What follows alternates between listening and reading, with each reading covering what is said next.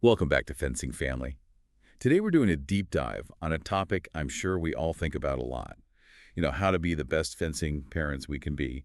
Um, we're going to look at an article that Greg Huzian wrote called What Every Fencing Parent Should Know About Being a Good Fencing Parent.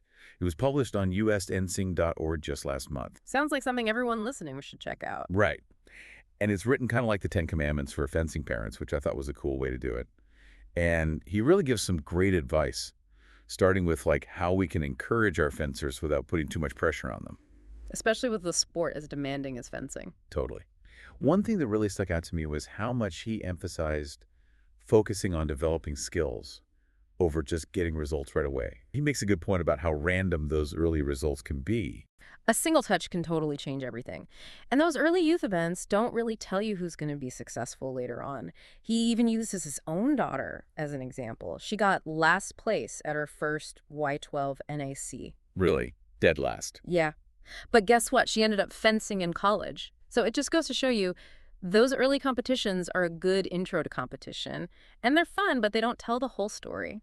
That's good to hear. I mean, especially for those of us with kids who are just starting out. So if wins and losses aren't the most important thing, what should we be paying attention to as fencing parents? Well, Husijan says it's important to celebrate the small victories, like maybe they're getting better with their footwork or they're making smarter choices during their bouts.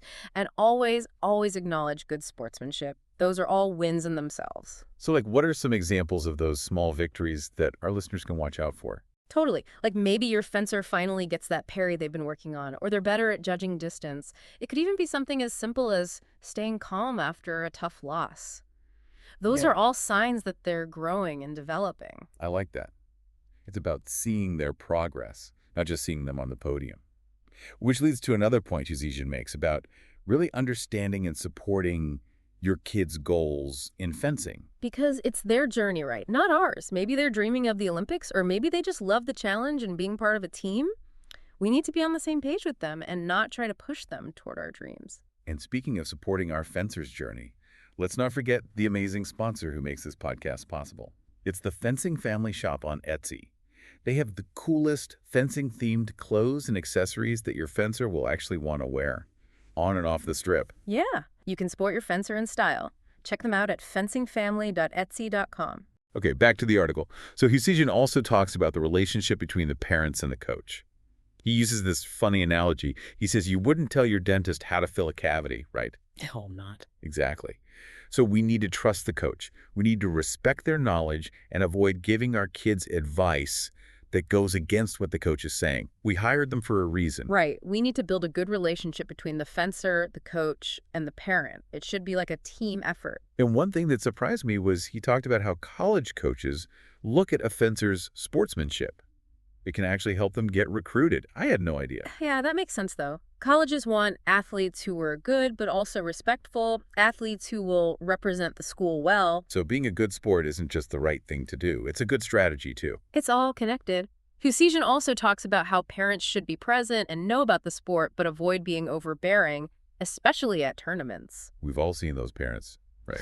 The ones who get a little too intense. Yeah, he says it's important to find that balance. Learn the rules, know how to do some basic equipment repairs, be there to help them out, but don't hover. Give them the space to focus and get ready for their bouts. Offer encouragement afterward, but leave the technical feedback to the coach. So what does this all mean for us as fencing parents? How do we support our kids but also give them the space they need? What really stood out to you in this part of the article? What really resonated with me was how he reminds us to keep things in perspective, especially when it comes to these youth events. I mean, it's easy to focus on those early wins and losses. All right, like he was talking about with his own daughter. Exactly. She came in last at her first Y12 NAC, but she went on to fence in college. It shows how those early competitions are good experience, but they don't determine a fencer's potential. So winning a medal at a Y10 national competition doesn't mean they're going to the Olympics. It's good to remember that. Definitely. Those early events are more like building blocks. They help kids develop skills and learn about the competitive side of fencing, but they're not the end-all be-all.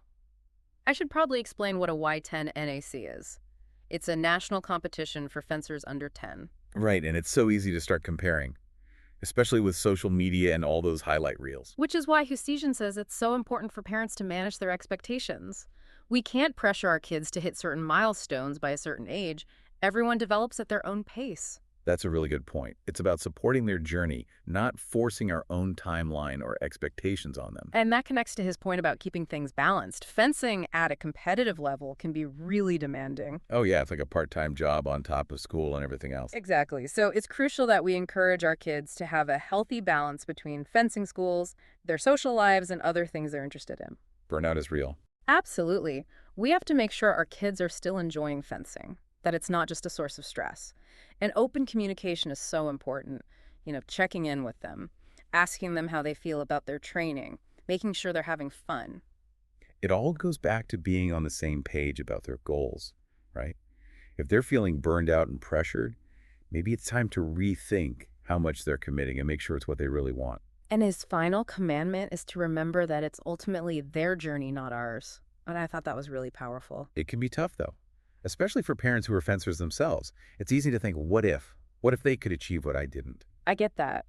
But we have to be careful not to project our own unfulfilled dreams onto our kids. They get to decide what they want their fencing experience to be, and we need to respect that. So how do we find that balance between being supportive but also letting go? Well, I think it starts with being honest with ourselves. Why is fencing important to us as parents? What do we hope our kids will get out of it? Do our hopes line up with what they want? Yeah, it's about letting them own their fencing journey, whether they want to go the competitive route or just do it for fun. Being a good fencing parent isn't just about cheering for wins. It's about being there for our kids, respecting their goals and helping them find a way to enjoy the sport and grow from it. You said it perfectly. It's about noticing those small victories, encouraging balance, and in the end, letting them choose their own path, on and off the strip. And hey, if you can do it all while wearing some cool fencing gear from our sponsor Fencing Family on Etsy, even better, right? Absolutely. They have some awesome designs. Check them out at fencingfamily.etsy.com. You won't regret it. Thanks for joining us for another Deep Dive Fencing Family. Until next time, keep those blades sharp and those parenting skills even sharper.